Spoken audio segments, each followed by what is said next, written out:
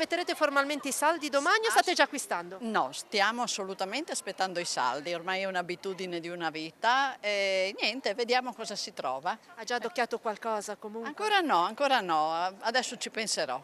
In merito alla notte bianca prevista dal Comune, l'iniziativa è tra oggi e domani, lei parteciperà a qualche Non evento? partecipo, però apprezzo queste iniziative. Ma cercando qualche prodotto o attendete formalmente i saldi domani? Attendiamo formalmente, sì. Stiamo guardando quale magari è l'occasione o quello che magari ci piace in vetrina. Previsti vari eventi da parte dell'amministrazione comunale, parteciperete a qualcuno? Sì, anche di Punto in Bianco che c'è stasera. Adesso stiamo in attesa dove sarà la location. Aspetto i saldi? È venuta a dare un'occhiata? Sì, intanto sì. Ho già in mente qualcosa su cui si indirizzerà da domani in poi.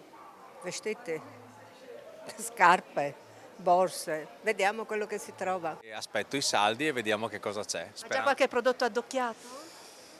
Il 14 luglio è il compleanno di mia moglie, quindi devo stare molto attento a quello che faccio. Parteciperà a qualche evento previsto qua a Udine tra oggi e domani in occasione anche di questa notte bianca? Sicuramente perché l'iniziativa penso sia molto apprezzata, ogni anno c'è sempre più gente ed è veramente carino. Sì, ho già preso qualcosa anche perché qualche piccolo sconto, attenzione o qualcosa riescono già a farla. E Prevede ulteriori acquisti con l'avvio ufficiale dei saldi?